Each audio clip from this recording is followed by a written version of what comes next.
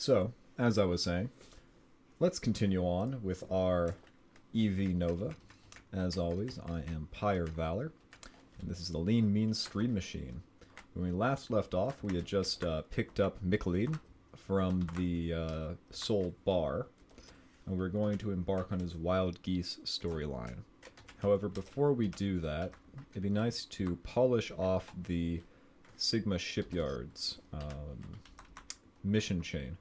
And by that I mean we should go and try to get the mission hook from the shipyard in the Sol system, which will then lead us on a quest line to go and fulfill some Sigma Shipyards delivery, which will give us access to the Hypergate system because it makes it far easier to complete the storylines if you have access to Hypergate, the Hypergate network. To an extent. There are definitely... Okay, this isn't it. This is just a generic mission from them. There are definitely... Well, there's one storyline where it won't help you much at all. And that's the Polaris storyline. But we're not going to be doing that one, probably in all likelihood, seeing as the Wild Geese storyline, like 90% of the time, it leads into either the Rebellion or the... I'm sorry, not the Rebellion. The Pirate or the Rorin storylines. So we'll have to decide which one we want to do. I'm thinking because we've already kind of set the theme as being pirates, we'll probably do the pirate storyline. Speaking of pirates, we seem to have two pirate carriers attacking a single terrapin. Do I really want to fight two pirate carriers? The answer is no, but it does make for good TV. Or good streaming, I should say. You know what? We win. Because our escorts are absolute beasts. Ah, I do think we actually lost a Valkyrie there. I'm fine with losing the Starbridge. They're not really much to look at. Losing a Valkyrie kind of hurts a little bit more, just because we kind of rely on them as essentially a tractor beam. But I am not complaining. It was fun anyway. And our combat rating is now very competent. There's a weighted score associated with certain ships, and destroying those ships will increase your combat rating by their weighted amount, as one could imagine. Pirate carriers, being a heavy class pirate ship, of course, have a fairly significant weight associated with them. Always glad to destroy those. Alright, nothing of much interest here. We do have a bounty hunter, which is someone we'd like to get associated with, but we're kind of pseudo-committed to a storyline already with the Wild Geese, so I don't think we're going to end up doing that. I will, however, disable this. Hey, that's mine. Ah. Get lost. If I can't have it, the AI does not get to have it in my stead. I will take that, though. And I don't know if I'll bother boarding the guild ship, just because we don't want to piss off the guild of bounty hunters, just in case we end up with a situation where, oh, speak of the devil, we end up wanting to join them. So here we go.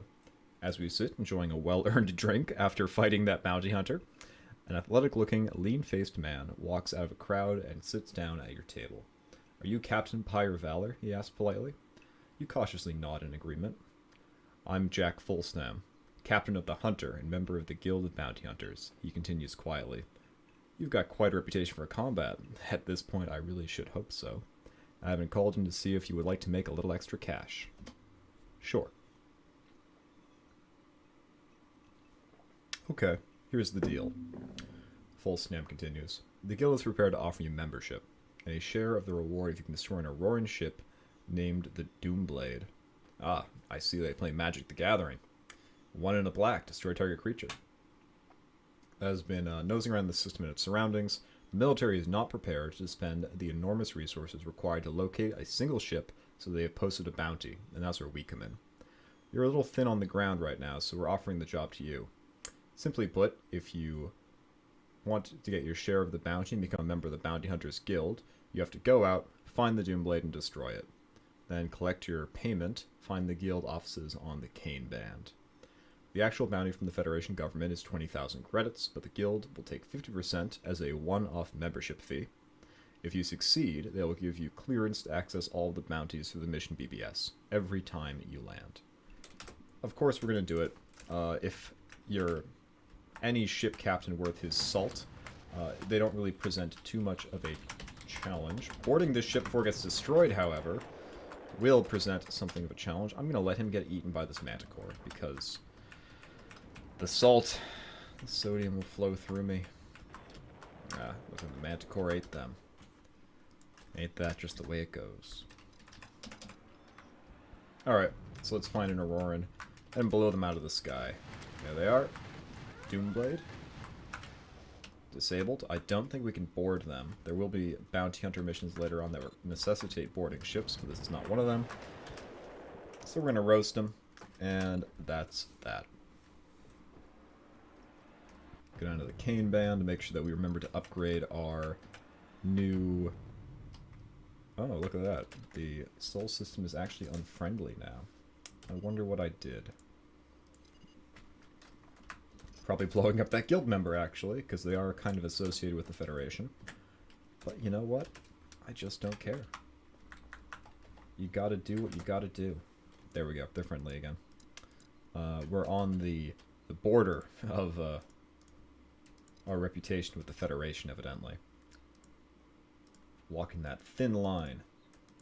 But life becomes a whole lot more of a pain when you are hated with Earth, because then you can't access, like, any of the stuff that we have from Sigma Shipyards. So no more fancy Sigma Shipyards upgrades, no more nice things like that. Let's see, let's sell this Pirate Viper. I'm not going to hang on to it, it'll just get destroyed. And instead, let us quickly make a pit stop here in New Babylon, just to sell that ship. Oh, look. Apparently we are being called upon to make United shipping delivery. As you sit, sipping your drink, you notice out of the corner of your eye a familiar black-blue flash. You turn to see Samantha Verana making her way over to you. Hello again, Captain Pyre of Valor. She greets you with a smile and a handshake. It seems that you have done fairly well for yourself since last we met. That's to say the least. You shrug your shoulders, slightly embarrassed by the praise. Anyway, she continues after sitting down, the head office is looking to expand into the Auroran Empire, which would be an enormous business coup if they could. They need someone competent and trustworthy to help them out. That's where you come in. Interested? We're just going to go ahead and say yes. We don't particularly need the money, but it is something to do. Normally, I prefer to do this after getting the Hypergate access, because having Hypergate access and doing Sigma Shipyards, UN shipping deliveries go hand in hand, as they have very tight delivery windows, and the Hypergate system takes no time at all. Like, it happens instantaneously. So as you can imagine, it's an easy way to fulfill them, is to use the Hypergate system. Alright, so we could have picked another Valkyrie, but I don't particularly feel like fighting a carrier for it. But speaking of carriers, we have a little carrier fight between an Auroran, who's a little bit far from home, and a pirate carrier. My money's on the Auroran. Those railguns really do a number. He hasn't even taken a scratch. Oh, spoke too soon. Of course, one thing you'll realize about the Aurorans is that their strength lies in their hull and not their shields. Their shields are actually fairly pathetic, but they have a really beefy hull. Well, it would appear that the Auroran did indeed win. We could take them out, but I don't really want to jeopardize our relationship with the Aurorans when we then have to immediately head down there to do a delivery. Doesn't seem like a smart idea. It's a pretty popular system for the Aurorans all of a sudden, and the Aurorans have decided they don't particularly like me for some reason. It could be that I'm currently doing Wild Geese storylines, and those are kind of infamous for messing up the reputation system. Apparently it's semi-intentional to be that way, but I can't say I'm all that a fan of it, so I often avoid doing Wild Geese storylines for exactly that reason. It's just kind of a pain when you're trying to get things done and you can't, close. Could have been free.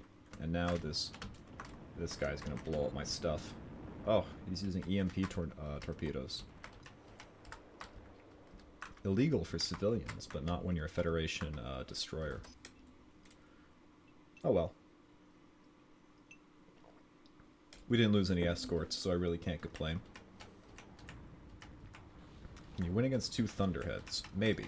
Thunderheads, ooh, are pretty formidable because they have the advantage of those Thunderhead lances, which in close combat do a ton of damage. The issue is that they themselves are fairly flimsy. As we saw there, it didn't take a whole lot to knock them down. So they're kind of like shock troops. That's the purpose of having a Thunderhead bay, is you can just deploy a whole ton of them. And who cares if they get squished, because they're just expendable. Speaking of expendable, let's just bump that combat rating. I'm not really in much of a mood to... Oh, there we go. I was going to say, piss off the guild as soon as we join them, just to board a Manticore. But it seems as though we're going to have the opportunity to board a Manticore in just a minute. So, nothing happened with you, and disable you, got destroyed, collateral damage. Ah, now the carrier jumps in so I can't pick over that Valkyrie. Isn't that just typical? Am I going to be fast enough here? I am. Alright. So they're not going to rob me completely. You can fight the carrier and the destroyer. I'm not going to take care of that at all. But that's the fun of the game, is it's a risk-reward. Do you go marauding in the system inside the Federation where you have the potential to, oh, another ATMOS persona. Roger from Wootware. I have to say I'm not really familiar with Wootware, but I have to assume that they had some sort of relationship with ATMOS or Ambrosia. Do you want to try some archery with some Velos arrows? You'll lose. Haha. Huh. I don't really think it's particularly clever. The 3 Velos ships are the Velos Dart, Javelin, and Arrow. And you can see the, not really resemblance, but where the naming convention is inspired by, and it's just, okay. Is that, okay. Kind of reminds me of, or it makes me think of just, they cornered him one day in the office break room. It's like, what do you want your ship hail to be? It's just like, I don't know. Think of something.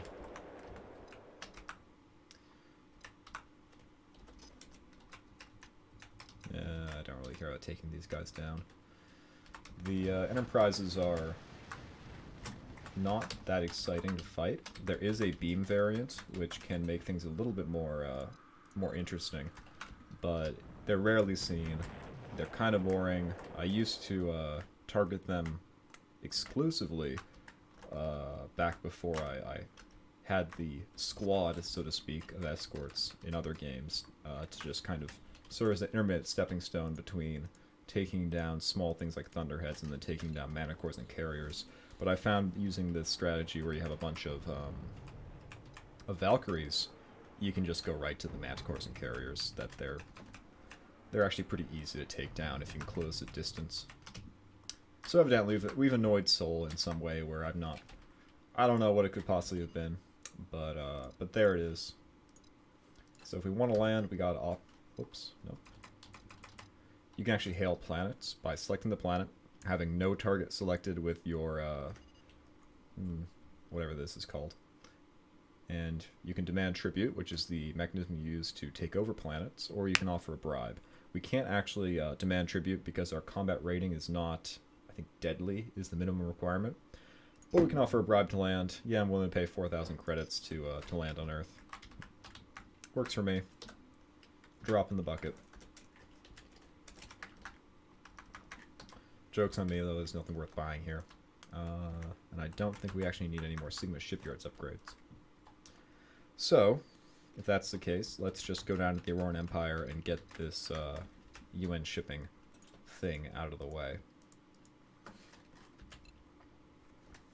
I do really kind of despise the reputation impacts of doing the Wild Geese storylines, because they just mess everything up. The Aurorans always hate you, the Federation just ignores you, and it's just a headache.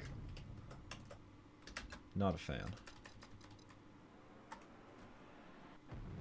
And the worst thing, or some would argue the best thing, is if you actually manage to do the storyline branch for the Wild Geese where they don't lead into one of the two other storylines, those reputation impacts become permanent. That you'll always be hated in certain Auroran houses.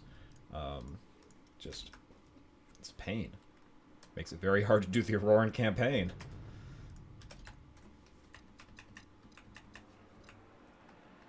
I think the last time that happened I ended up doing the Polaris campaign, and so it didn't actually have a whole lot of impact. But it's just silly. Alright. Upon arrival, you're met by a group of Aurorans, a couple of whom are covered in savage tattoos and who eye everybody around them with disdain. Oh, lovely sort. I've already transferred the money into your account, Samantha tells you as she leaves your ship. But don't go too far away. I'll need your services again in the near future, and I may well need to. If I need your services again in the near future, and I may well need to, I'll look for you in the bar, because everyone just hangs out in the bar. But I'm not sure how long that'll be. So conventional wisdom dictates that we can just go to the bar now and pick her back up, but I'm actually going to probably hold off on doing that. I don't want to get too involved with her storyline down here, just because we don't really plan to spend a whole lot of time down here. On the other hand, the other option is going and doing Mikkeline's thing, and I'm not dying to go to the Wild Geese storyline before we have Hypergate access. And my drink here. So, here we go. You see a slightly apprehensive-looking Samantha when you step into the bar. She looks slightly reserved to see you and waves you over to where she is sitting. I'm glad that you stopped by when you did, she tells you with a slightly nervous smile. The Aurorans have agreed to let us conduct a trial run. If we succeed in making it, we can start operations here. If we don't, then we'll be expelled from the Empire. So, you know, it's a good deal. You can do some USPS deliveries, or we can expel you from our entire space. No big. Are you willing to take the trial delivery? Sure. Oh, thank you, she exclaims with relief. The first part of the trial was simply accepting. If you had refused, that would have been it. Anyway, she tells you quietly, they want you to head over to Auroran Listening Post 3 in the ISAR system, pick up 1 ton of sealed packages, and deliver it to Nebos Prime in the Nebos system by December 26th, 1179. To give you some perspective, we've been playing in Universe for, I believe, 5 years, maybe 4 years. I think we started in 1174 or 75. Another thing, she warns quietly, you can expect the Aurorans to send a few ships out after you, just see if you're good enough to survive, so watch yourself out there. When you're finished, return here. Alright. The Auroran missions, and this holds true for their actual missions as well, are very combat-oriented. And so you'll see, when we leave, we're going to be immediately set upon by a whole group of Aurorans, and we're going to have to either destroy them all, or evade them, while we do this delivery. We have 3 Pirate Valkyries and 2 Thunderheads, so we might just want to destroy them and get it out of the way. Otherwise, they're kind of a pain to dodge the entire time, so why not? Alright, so let's go. Gonna use that afterburner we bought, and then we're gonna tell our escorts to just destroy anything that gets near us. Enter slow mode and have ourselves a little dogfight. Destroy everything. We might lose this. Or I should say, not lose, but we might want to tactically withdraw as to avoid losing our escort. Because I can survive this. I know how to do combat. They may not, because the AI is, well, the AI. Yeah, I think I lost all but one Valkyrie here. But one Valkyrie is enough to blow up some Aurorans.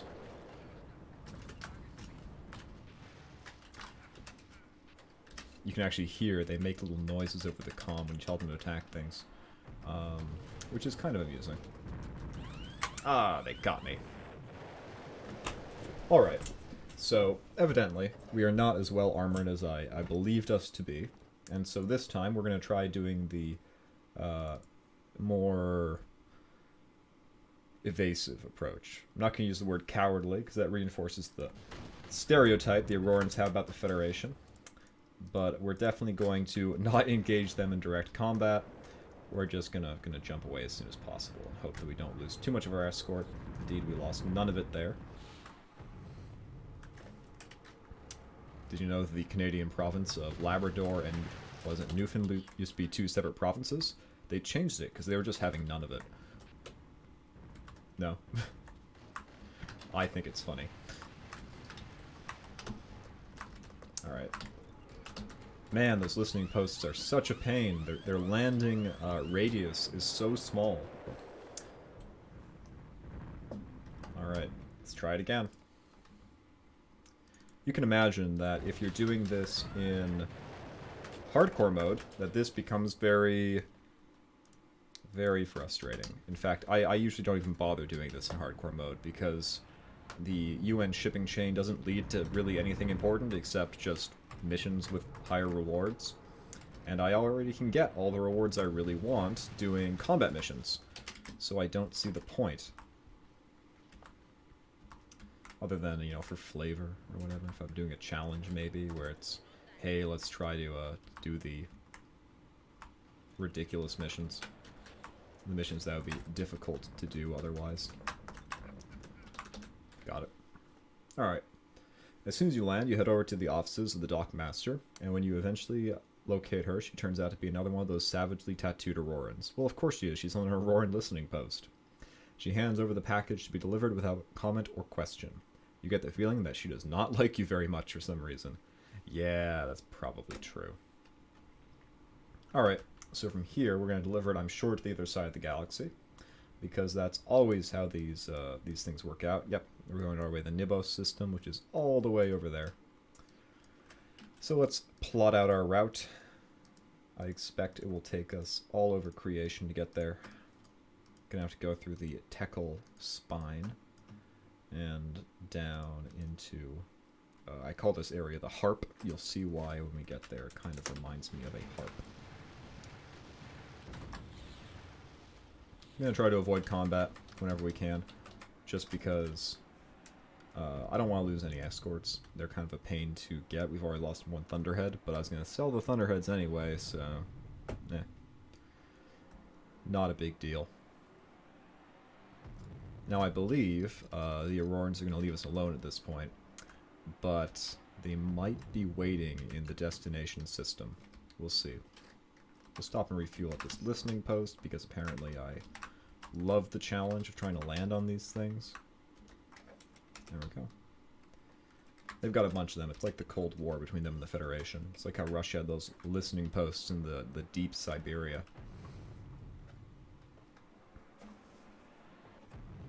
So now we just jump and enjoy the ambiance.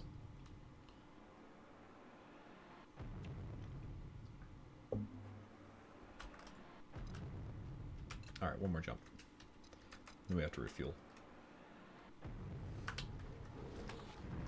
Oh, of course. A listening post. Why wouldn't it be? I'm not really going to concern myself with fighting their marauders. Not my circus, not my monkeys. As the old saying goes. For whatever reason, the Tekkel house doesn't particularly like us much. The decision of what houses get impacted by what actions seem to me to be somewhat arbitrary, but I could just be not reading into it enough. Alright, so I have chosen poorly IndianaJones.jpg, and so we have no habitable system, or no habitable planet in this system, I should say, and so we're going to have to wait for our solar panels to give us our energy back. But after that, the delivery will be a complete success. We can head back to Aurora and then back to the Sol system with Samantha.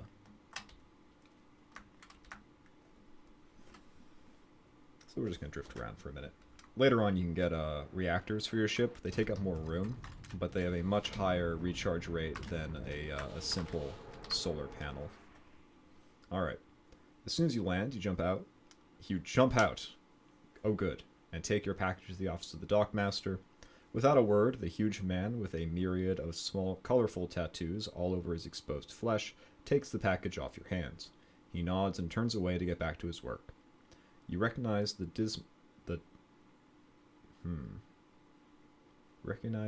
dismissal when you see one, and head back to your ship and go to meet Samantha on Aurora. Once again, I apologize. The window in this is quite small, and so sometimes it's a little bit hard to read the text. But hey, mission success. The Teckle house likes us better again.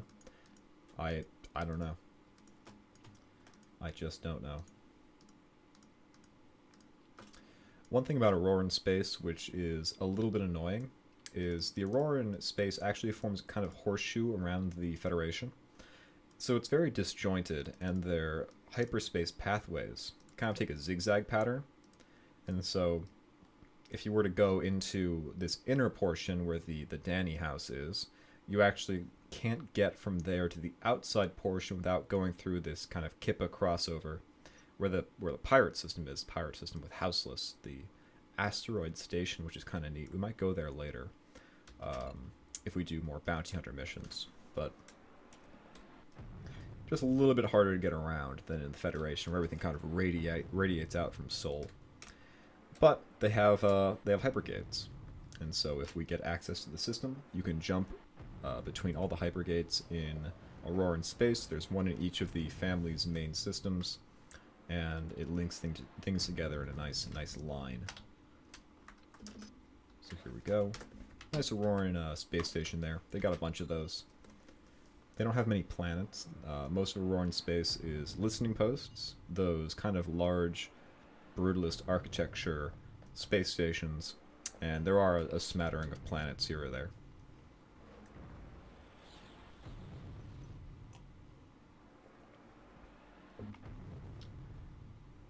Going down to Freya, because apparently we need a Norse reference in our honorable Mongolian, Japanese, whatever the Aurorans are. It's actually a planet in Federation space, where in its fluff, it talks about how it has a large Japanese contingent there, but most of them moved down to Auroran space during the old colonial council days. So literally, they're like Japanese influenced, with honor and all that thing. But anyway, as soon as you enter the establishment, you see the blue-black uniform of Samantha sitting not far from the door, and you make your way over. "You did it," she exclaims when she sees you. "Oh, I'm so glad. You waved it away, saying it was nothing. We only died twice." "It was not," she wags her finger at you, and you know it. "Anyway," she continues in a slightly calmer tone, "now that we've gotten to go ahead and start working on the Auroran Empire, my work here is done and I need a lift home. Any chance I could get a lift?" "But of course. We're going back that way anyway." "This should be relatively easy," Samantha tells you, "especially compared to your last mission. I just need to get back to Earth in the Sol system to make my final report to the head office. Payment will be another 50,000 credits. I have no desire to stay here any longer," she tells you quietly. "Living in a warrior culture is too much for me. If you're ready, I would like to leave now." You smile and tell her to come with you, and together you head back to your ship.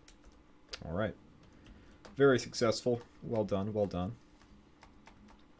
One interesting thing about Auroran space is they have a much wider selection of the railguns and chain guns and like pulse cannons. The railguns are really the pick. I like their long range and heavy damage.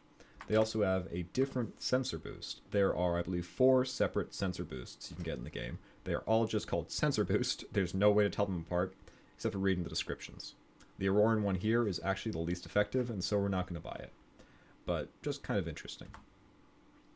We actually bought earlier the pirate version, which is the best outside of Polaris space, which we're not allowed to buy because we're not in the Polaris storyline.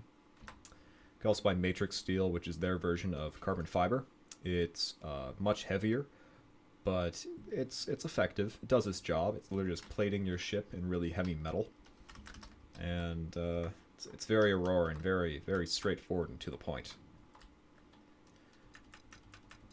Issues with hull integrity? Metal. Just put metal on it. Seems good to me. Alright, I think this is the most direct route to take. So we did that with only losing one Thunderhead, and I can live with the loss.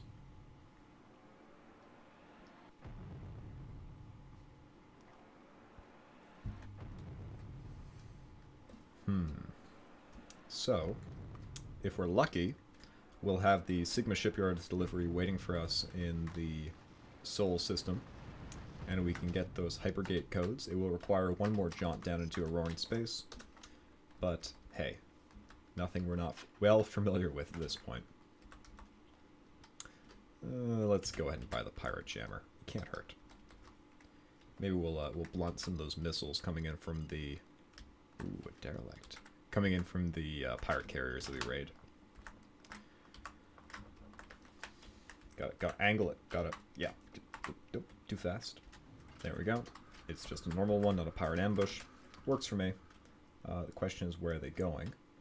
Enlightenment. Okay, we can go to Enlightenment. We will actually do that before we go to Sol, just because... oh wait, no, we're friendly with Sol again. We could have stopped there first. Just because we want to give ourselves as many chances to get the Sigma Shipyard's hook from the shipyard in Sol as we can. And usually I believe you have to exit the system and come back in if you want another shot at it. But don't quote me on that. I have never tested just taking off and re-landing. It always seemed too gamey for me. But anyway, let's do some bounties because they're here, and combat. So what the general style of this is you select the bounty from the mission BBS. It gives you a little blurb about the ship and what it's named, and it'll be found in one of these systems bordering this one. So as you might imagine, it's always good to get these missions in a dead-end system because you know what system they're going to spawn in. So we're going to go and blow up 3 ships on our way back to Sol and get ourselves 75,000 credits for our troubles.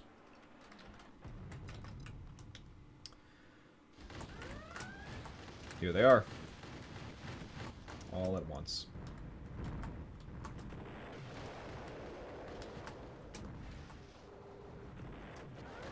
Oh, damn. They seem to have picked a fight with the Federation. That's the issue with friendly fire. If they get in the way, it's your fault. If you rear-end them, it's their fault. Or your fault, rather. Luckily, it did not seem to impact our relationship with the Sol system enough to prevent us from docking on Earth. So there we go. Am I glad to be back in the Federation, she tells you, quite happy. No more hulking warriors treating me like a second-class citizen, and no more negotiations with people who really don't give a damn whether I exist or not. Thank you very much for your help, she says, turning to face you. Without you, this would have been a complete failure. I have been authorized by the head office to offer you not only the 50,000 credits promise, but also a 50,000 credit bonus. So excellent, we get 100,000 credits. Also, she tells you finally, if you happen to end up down in the Auroran Empire again and need some cash, there will be United shipping deliveries offered in our new mission BBS system. Paraphrasing, of course, just because I know what they say, but it's too fine print for my poor eyes to read verbatim. Alrighty. So, still no more upgrades for us to get there. We don't really want the Federation sensor boost as our... I don't know what I accepted. Ah, okay. I know what this mission is. This is the next step in the United Shipping Company. It's the kind of illegal shipping runs. So you ferry like 1-ton packages from the Federation space into the Auroran space, kind of like a smuggling route. And the pay is always either 100,000 or 200,000 credits. And you usually need to avoid getting scanned. I don't think that's the case here, but I guess we'll find out. I should actually talk about that. So occasionally the patrol ships of the respective faction, either Auroran, Polaris, or Federation, will come and scan your ship for illegal cargo, weapons bought without a license, or illegal weapons like the EMP torpedo, which you're not allowed to have unless you're a Federation officer. And if they find them, they just start attacking you, and it takes a permanent hit to your reputation in the system. But we're not ferrying anything illegal, so we only have to worry about it when we get a mission like this, which requires us to avoid being scanned. So, my apologies for skipping over the dialogue for the first bit, but it's essentially, hey, are you willing to do a mission for us again? I knew we could count on you. He smiles warmly before getting down to business. Now here's the situation. With our recent expansion into the Auroran Empire, we've begun to realize that there is a lucrative and virtually untapped market in trading certain small, valuable, in air quotes, of course they're valuable, goods between discerning members of the Federation and the Empire. Of course, the trip will be a lot longer, he continues quietly, and the compensation, or I'm sorry, the...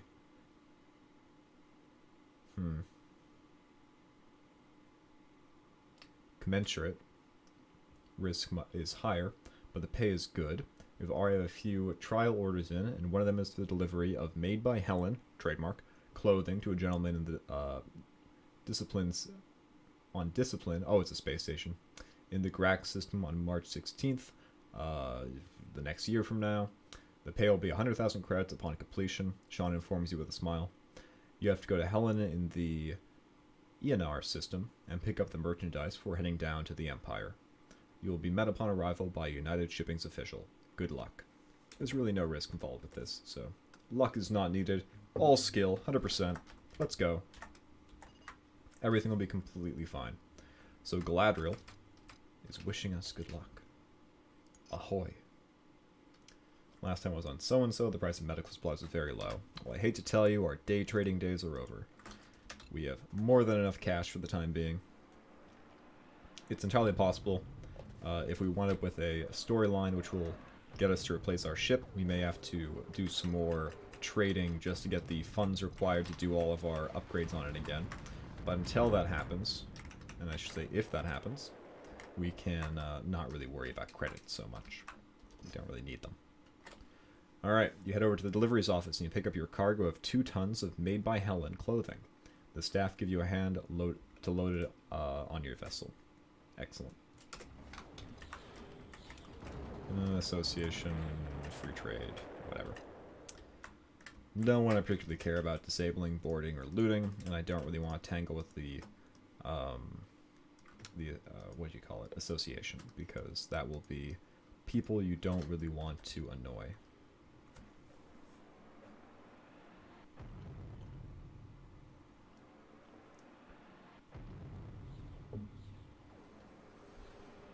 So now it's just relaxing hyperspace jumping. Alright, we're going to make a pit stop here. Just to get a map and refuel. And away we go. So there's our destination. It's actually reasonably close for this kind of mission. It can really fling you all the way across the Empire and Federation to complete these, and without the Hypergate network, oftentimes it's a lot of travel for arguably not much reward, seeing as we're making like 500,000 credits every time we disable a Manticore as opposed to doing these runs. Alright, upon your arrival you are greeted by an attractive woman with lustrous red hair, wearing the blue-black uniform of a United Shipping's official. Hi, I'm Jennifer Dealey. She shakes your hand with a smile. I can't tell you how good it is to see someone from outside this blasted warrior culture. Anyway, she continues quickly, I'd better show you how to make your deliveries so that you don't risk offending someone. Disagreements around here are usually solved with blades, so it would probably be best to avoid that. You nod in complete agreement, and you follow her as she continues her charming banter. Before long, you enter a long, low warehouse stacked with wall-to-wall crates. This is it, Jennifer tells you. Every Auroran port has one of these rather disorganized warehouses, and it's here that you'll make your deliveries. Don't talk to anyone between leaving your ship and here, she warns seriously. If you talk to the wrong person, you may end up being killed. But if you only talk to people here, you can't go wrong. I'm afraid I can't stay long, she says finally with a wistful smile. but I've already transferred the money to your account, and if you keep an eye out on the mission BBS, you will occasionally see a few more missions like this one being offered to you. It's been good talking to someone from the Federation again. With luck, we'll meet again. So there we go. We get paid. Let's see if there's any convenient missions going back to the Federation, because then we may make some money on our way back. But I don't think so. I think these are all inter-empire missions, and so we're not going to concern ourselves with them. I also don't think there's anything worth picking up in the outfitter, but it never hurts to check, and it never hurts to buy another map. This is like the Vela systems, the Vela house. So far, we've discovered the Vela, Tichel, and Danny houses. There are two more. There's the Heron house, which is right here, and there's the Mosh house, which is right here, or Muash. They're actually the two main houses in all the stories. The Muash house is the current leader of the Empire, and the Heron house is the only one that the player can join. We'll get into that when we inevitably do the Auroran Empire. It's definitely an interesting campaign, and for the longest time, I didn't like it, but it's grown on me, especially doing some of my other favorite campaigns, like the Rebellion. I find that I like the ones that I found boring in my youth a lot more, and I find the ones that I liked in my youth a lot more boring. Just one of those things, I guess. But we won't be doing either of those here. We'll be doing the Pirate campaign, which is similarly short and sweet, but it's a good time nonetheless. It's kind of like the least consequential one. It has the least bearing on other intergalactic events, but it kind of ties up some galactic loose ends in terms of like systems that are not used for anything else, or characters that are mentioned in others but not expanded upon. So I like it all the same. Also has a nice balance of combat missions and miscellaneous missions. You do have to do some annoying deliveries, but we'll talk about that at length when we get to it, I'm sure. Because the deliveries I'm talking about are kind of infamous storyline to storyline, because they show up in 4 out of the 6 storylines. Just mulling it over in my head. I believe it is 4 out of 6, yeah. That you have to do this string of, I want to say, 6 missions. And they're not hard, they're relatively easy. They just kind of take up time, and when you see them in one storyline, it's the exact same thing for each of them, so do I really have to do this? Sure, it's a great way to reuse script, and there is so much script in this game. They joked that they probably could have just written a book instead, but I don't know. It just rubs me the wrong way that it's the same thing 4 times. But I'm ranting about it already. We haven't even gotten to it, so we're not going to worry about it for now. But we are going to totally see if we can raid this destroyer we managed to scare the Manticore away from. We are totally going to take his credits. 130,000. Sounds good to me. Trip the auto-destruct. Don't really care. I didn't destroy it, so it's not my reputation. I'll take a hit. Or disable it, rather. It'd be kind of fun if we just capture it and have a late-game Federation ship at this point in the game. Not that they are really conducive to my playstyle, just because I find the clunky ships like that to be too slow and ponderous for my more agile combat style.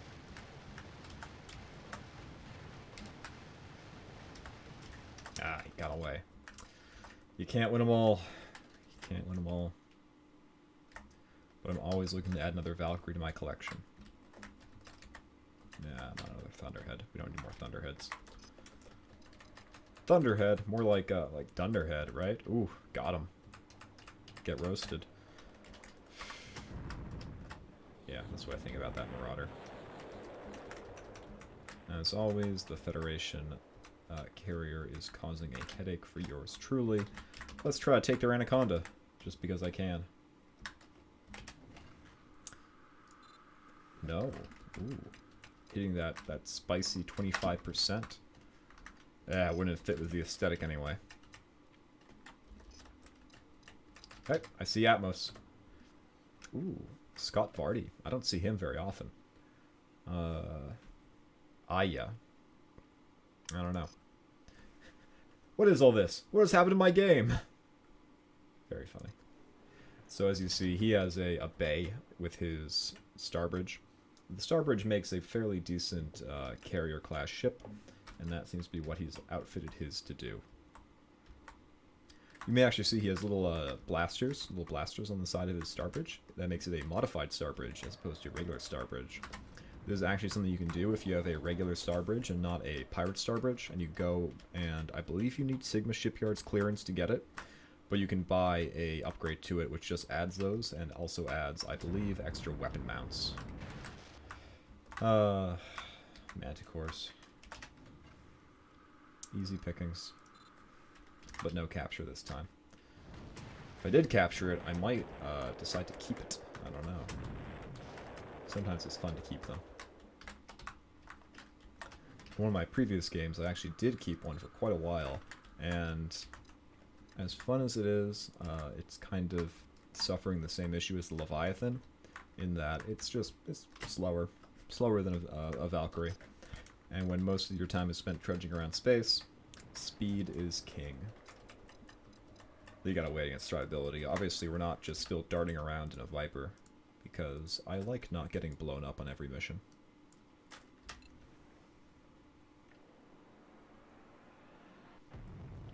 Alright, back to Seoul. 1.5 million credits to spend on... I don't know. I don't really have anything in mind. Once we get another ship, we can try to branch into an interesting build, so to speak. But until that happens, we'll just keep stockpiling credits. Do we want to do any of these missions? Are they going anywhere particularly interesting? No, not really. So let's not bother. Let's go to Tuchel, see if there's any upgrades worth buying on Viking. Any of those juicy pirate upgrades. But I believe we actually have most of them. If I really wanted, I could probably get a Pirate Viper Bay. Ooh. EMP Torpedo Tube might be a thing to buy as well, but I don't really want to devote that much cargo space to it. The Bay, however, is kind of tempting. We could get a mass retool, maybe. Or actually, if we sell the Marine platoons, we could get the Bay and then a couple of Vipers, but I'm not sure it's worth it. I'm not sure they actually do enough damage or survive long enough to really be of much use.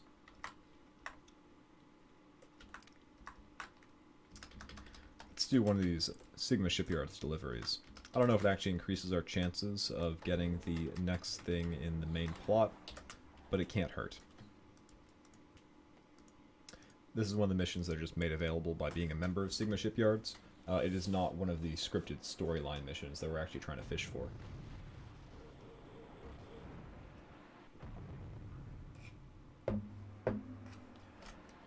So let's see, I want Cirrus Prime, I want to say. Yeah. Also, I took all those bounty hunter missions and then didn't bother to do them. Thankfully, there is no expiry on them.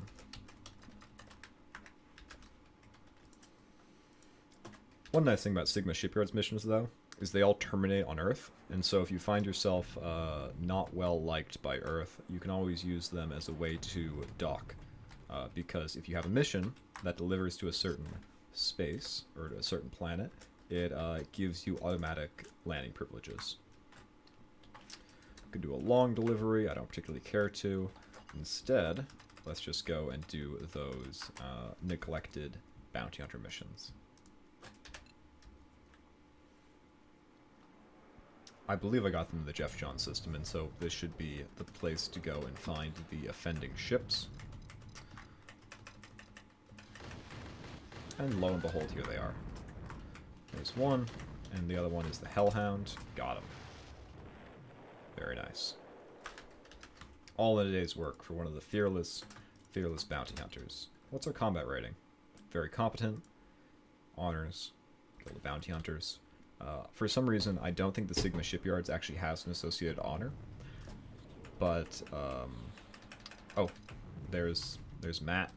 He's one of the main guys for EV Nova, and he has a ship from Escape Velocity 1 as his persona ship. I am sure we'll run into him again. I see him around space all the time. Matt in this game and I go way back. If only I could actually talk to him in real life, I could ask him so many questions about this game.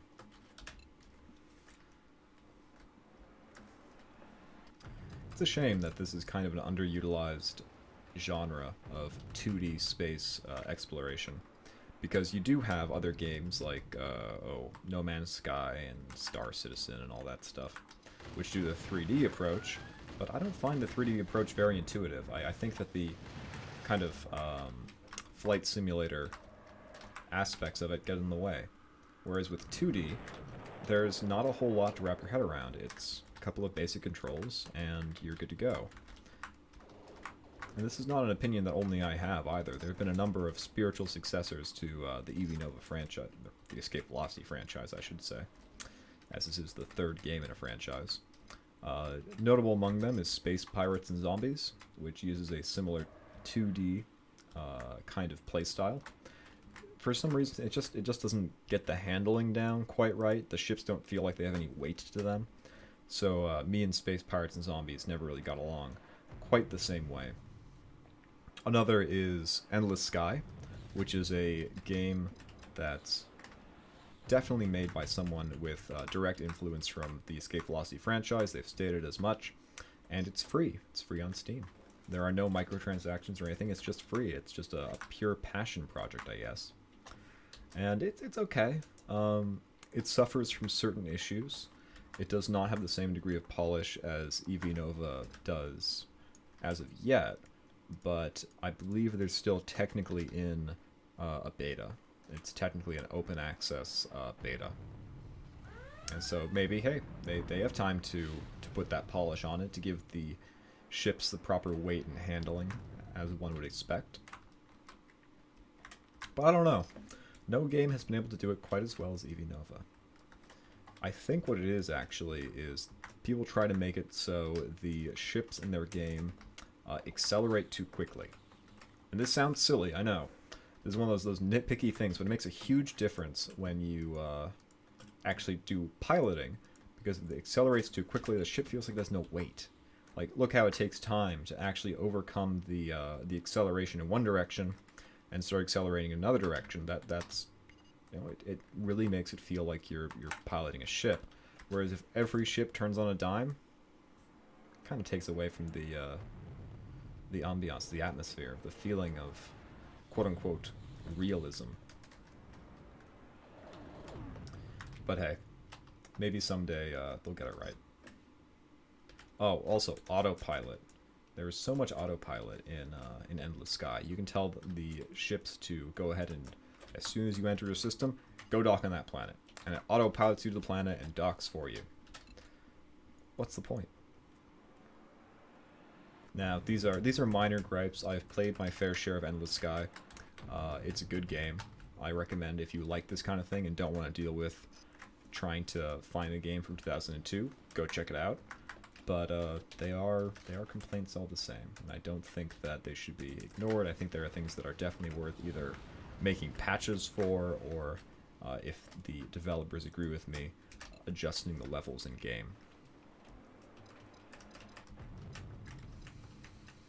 Alright, where's our bounty? There he is. Got him. Kind of helps when you have backup from a carrier, I must say. Another mod Starbridge. Get a better look at him. It actually just puts 2 medium blasters on both sides of the Starbridge. Looks pretty nice if you ask me. Hello. Aurora is a good place to sell industrial goods. Alright. More trading advice. Never a bad thing. And we could buy a Starbridge. It won't even cost us any money, because your ship has an inbuilt trade-in value, and our current trade-in value is 3.3 million. We've put a lot of money into souping up this ship, and it is definitely reflected in its worth. Don't have enough mass free to go back to the Jeff John system. I do have enough mass free to hit the escape key too many times and end up back in the main menu, though. So, for lack of anything better to do, let's go and deliver Mikaelin. The moment you've all been waiting for, the continuation of the Wild Geese storyline. At some point, I think I'll do a series on probably YouTube of the various storylines present in game, because I think people would find that interesting, and cut out all this meandering around that I tend to do. But I think in terms of like a streamed format, this kind of casual just hang out and play the game it jives with me. Alrighty. So, the wedding turns out to be a very loud and jolly affair. The rites were solemn and beautifully written, and the sentiments of love and eternity spent together brings a tear to your eye. Mikaelin's cousin, Riley, I'm not gonna... Shashkeen? Whatever. Is so happy that you have delivered his errant cousin that he places you at the place of honor at the reception. Between his unmarried and beautiful sister, Sinead, and his best friend and brother, Sean. The night seems endless and is full of drink and song, fights and dancing. Men vie for the attention of the ladies, who treat them with a faintly mocking humor. Their tongues move like whips, and you find your sides hurting from laughing at their banter. Mikaelin tries to teach you an old drinking song, and Sinead tries to teach you how to dance. Very nice. In what seems to be in only a few short hours, the night is over, and you stagger away to Mikaelin's place to pass into a blissful sleep full of dreams of quick-witted women and quicker-fisted men. Okay. I have to wonder, was anyone on this team actually Irish, or did they just have, like, this weird fascination of like, weeaboo-esque for the Irish? I'm not sure what that would be, like, Gaelaboo? No, that doesn't sound right. Gaelicaboo, maybe. It doesn't matter, I suppose. So, morning finds you in a small bed in the home of Mikaelin. You see him enter the room with a huge plate of steaming food, which makes your fragile stomach perform a couple of small flips. We've all been there. He thrusts it under your nose and insists that you eat. As you weakly push the food down your gullet, Mikaelin tells you that the young men of the town must go to the bride's family's home and collect her dowry, so they can deliver it to the newlyweds, and you've been invited to help.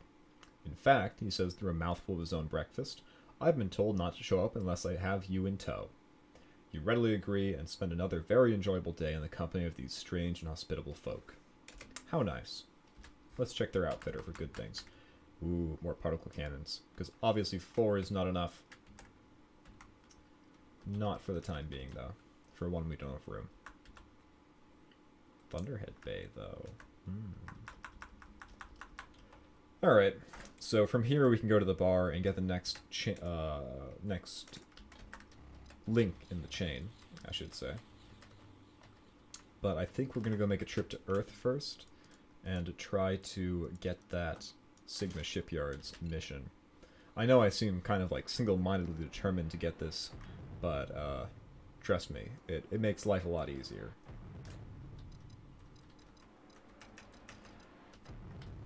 Plus, as nice as the Wild Geese storyline is, sometimes my throat needs a break.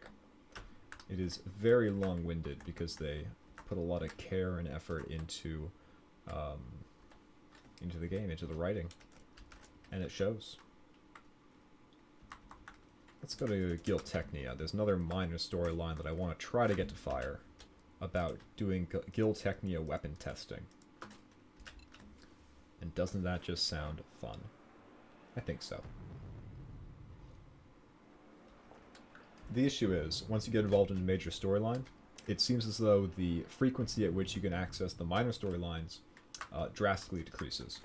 So I find it's often worthwhile, here we go, to try to trigger as many minor ones before you get into a major one, just as a matter of course. So, as you move around, browsing through the various possible outfits on offer, a tall, slim woman with long dark hair wearing a Giltech uniform comes over to you. Are you Captain Pyre Valor, pilot of the lean, mean stream machine?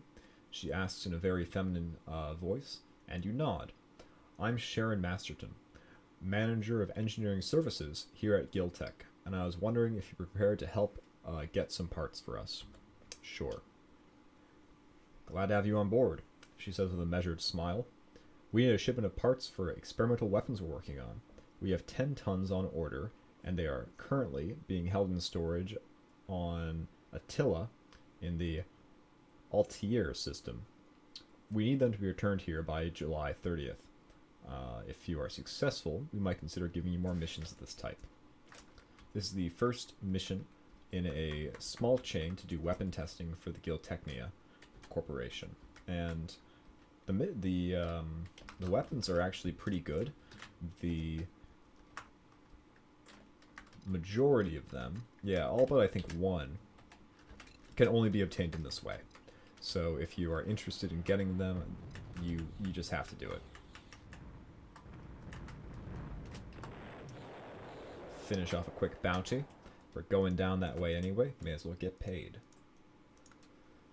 Go all the way over to this galactic northeast region, which is kind of the rough and tumble quote-unquote pirate region inside Federation space due to its proximity to Seychelles and its pirate station harbor. If you run into any pirates, then unlucky day for them. Pirates are just a payday. Alright, no pirates. How unfortunate. You head over to the deliveries office and pick up your cargo of 10 tons of weapon parts. The staff gives you a hand in loading it onto your vessel. Let's get a map here. So you can actually get illegal ion cannons, as we have some legal ones just from getting the pirate ship, which for some reason the pirate ship comes outfitted with legal ion cannons. You'd think they'd be illegal, but I guess not. What is worth noting though is there is a limit, I believe, of 4 ion cannons per ship, but the legal and illegal variants are counted as separate. You can actually end up with 8 this way, and if you get the fix for the N+1 glitch, which prevents weapons of the same type that fire simultaneously from not functioning properly, it can be pretty formidable to have 8 ion cannons all firing at once, especially if you're in a souped up manticore. You can tell, I'm a big fan of the space combat version, or variant of this game. You could, I think, go certain storylines without ever worrying about disabling another ship. But where's the fun in that? I think half the fun is taking things down in space and getting those sweet, sweet credits and a chance to capture their ship.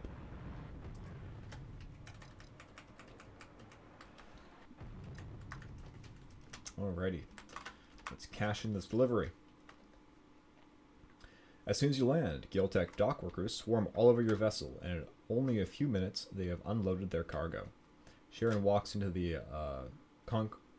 concourse? Is that a part of a ship? And makes her way over. Good work, she congratulates you. I've just notified the finance department to transfer 20,000 credits to your account for your services. If you want any more work like this, just look in the mission BBS down the hall. And if I need you again, keep an eye out on the outfitters. So let's go ahead and check the outfitter immediately. There we go. When you walk into the ship outfitting area, you quickly spy the dark hair and formal suit of Sharon Masterton as she sits in a table over near one of the corners of the large room, and you decide to go over and say hello. I'm glad you dropped by, she tells you in a professional tone. We need someone to do a few trial field tests of weapons before we start selling it to the Federation Navy. The nature of the test isn't entirely legal, and and until you complete the mission, you'll be under a fair amount of danger. So don't say yes if you're a little squeamish. Give me those weapons. We like to test all of our weapons in real combat before we start making or start marketing them to anyone. Sharon explains quietly. So to facilitate this, we've offered the captain of a pirate raider, Old Veteran, a substantial sum of money if he can defeat you in combat. As part of the deal, he has to share with us his sensor logs of the battle, so that we can find out the weapon performed up to expectations. The same restriction applies to you, but we will be giving you the Polaran cannon to use against him. You will find the Old Veteran in the Naka system waiting for you, she tells you quietly. Good luck. You find yourself a little stunned at the tactics used by Giltech to get battle data on their weapons. But in the end, you suppose the weapon manufacturer has to be absolutely sure that their weapons will do what they say they will when crunch time comes. Very true. Now, despite its name, the Polaran cannon is actually not available to Polaris ships. It is a uniquely Federation creation. But don't worry, if you do go down the Polaris route, they've got better weapons than the Polaran cannon. The Polaran cannon's good, but not by Polaris standards.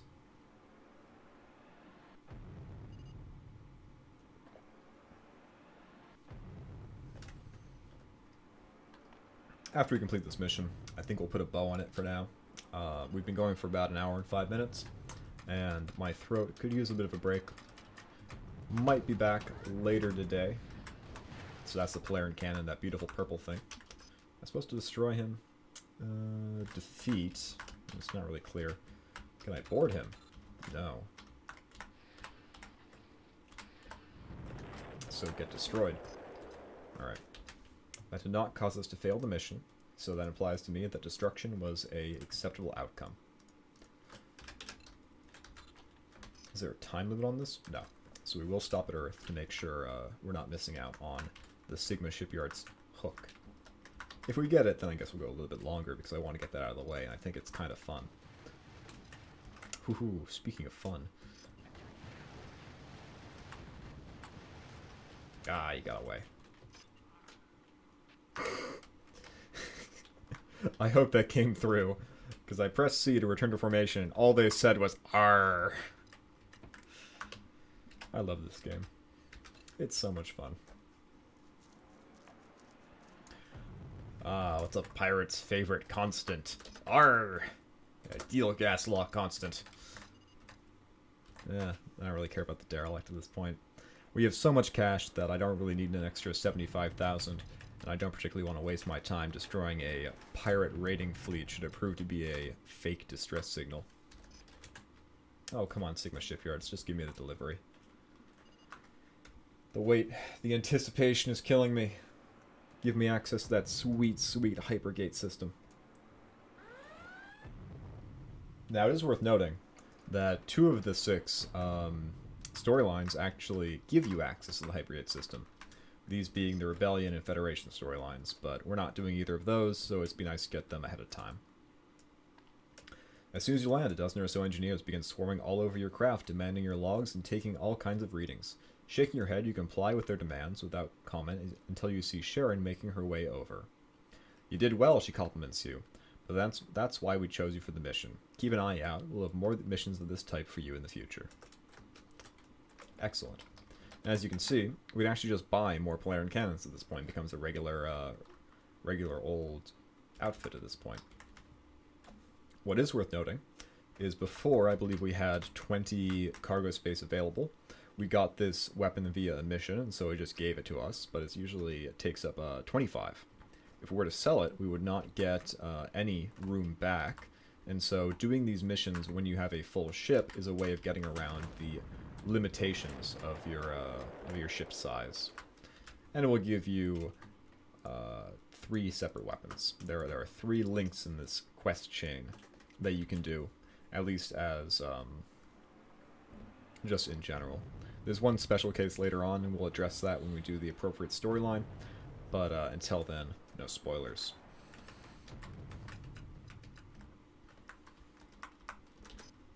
Come on, now. One of these days. One of these days. Alright, let's go get Michelin. Keep plugging along with the Wild Geese. I know I said I'd stop, and we will, but this link in the Wild Geese story chain is just return to Seoul. So we're going to do that.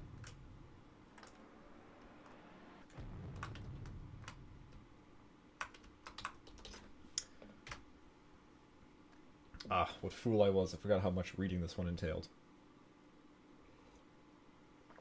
So, you and Michelin are sitting in the bar, and you are considering how easy it would be to stay here and drink for the rest of your life. You notice that Michelin has not been to work a single day you have been here. So far, all he has done is swan about and drink in pubs. You ask him why he doesn't seem to have to pay for anything. He looks at you in surprise. Why, don't you know who we are here in New Ireland? He answers, slightly surprised. We're the Wild Geese, the best mercenary organization in the universe. We fight for the best pay and the best causes, and we never lose. I'm one of the geese, so I'm responsible for the income of New Ireland So I'm more responsible for the income of New Ireland than many others here. So tradition has it that I don't pay for grog or food, nor lodging either. You see, there's a good chance that I'll die in service of New Ireland, so I don't pay taxes for the services. I'll cover any debt when I die. You ask him further about the geese, and you realize that most of the famous battles in the past have had the geese somewhere in the field. They have a long tradition of being the savior of their employers' troops.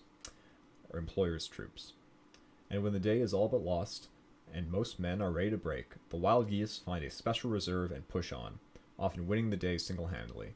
Or at least that's the way that Micklin tells it. By the time he has finished explaining, many of the other patrons have begun telling their stories. They all involve fighting, women, and lots of drinking. By the time you leave the bar, you have a deep wish that you'd had the fortune to be born on New Ireland or in the sole homeland, Ireland itself. At least then, you could lay claim to the rich tradition of warriors and heroes. You tell Micklin, who laughs until his face hurts. Musha. Musha? Whatever. He wags a finger at you.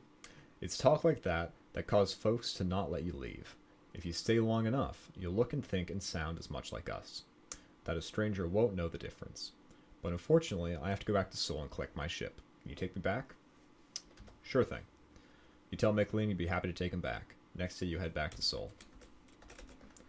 Alright, so this is where the first element of chance comes in. When we get back at Seoul, one of two things happens, and that will determine whether or not this will actually lead to a major storyline, or if it will result in perhaps a nice kind of flavor honor for us. It's far more likely it leads to one of two storylines, so that's probably what's going to happen, and we'll eventually parlay that into the pirate storyline. Alright. You and Micklin land on the cane band with a minimum of fuss. It's odd that you get clearance so quickly. You have seen waits at least 10 times longer than the one you had. Micklin is in high spirits, and together you set off to the impound office to arrange for Micklin's ship to be released. You are nearly there when you see a group of burly figures walk out of an alley ahead of you. They turn to wait for you to approach, and you glance over your shoulder. More men are there.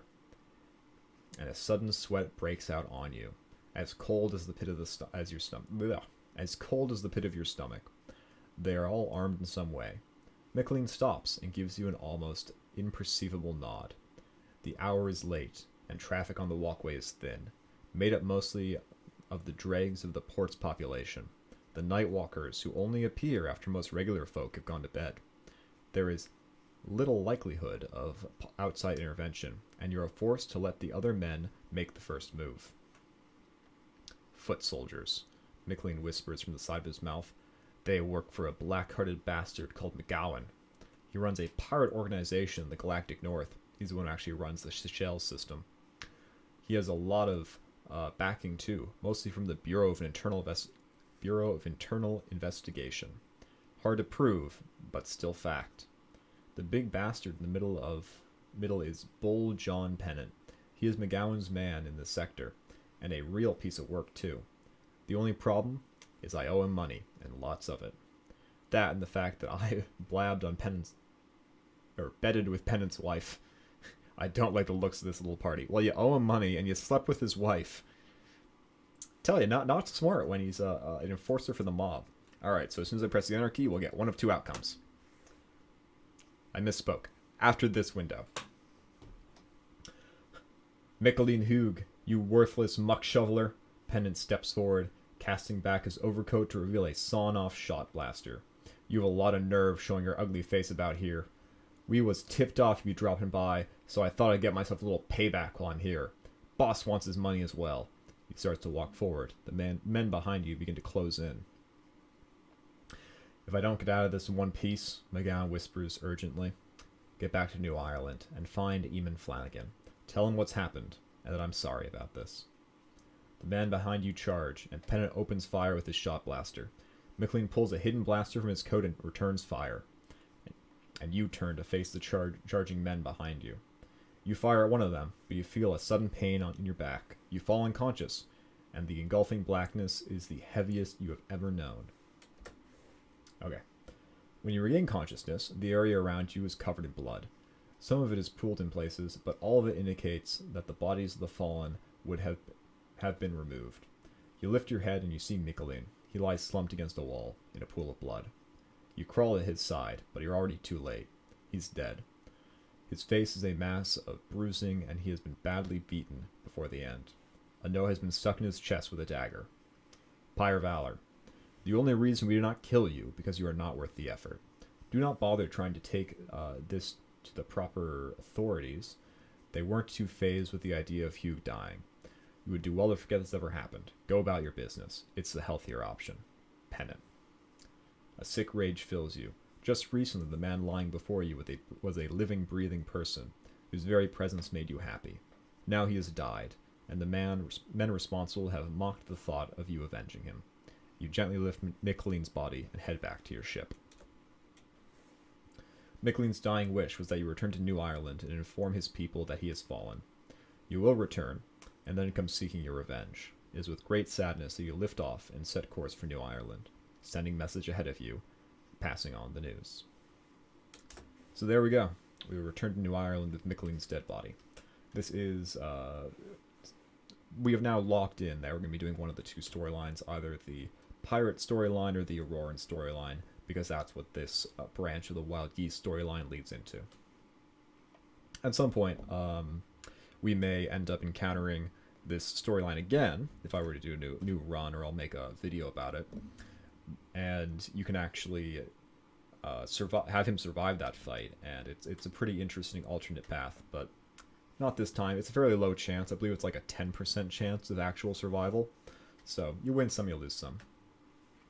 And once again, no such luck on that Sigma shipyard's proc from the shipyard. Anything interesting in the outfitter? Nope. Nope. Alright, so I think that's it from me for now. As always, it's been a pleasure. And until next time, have a good one.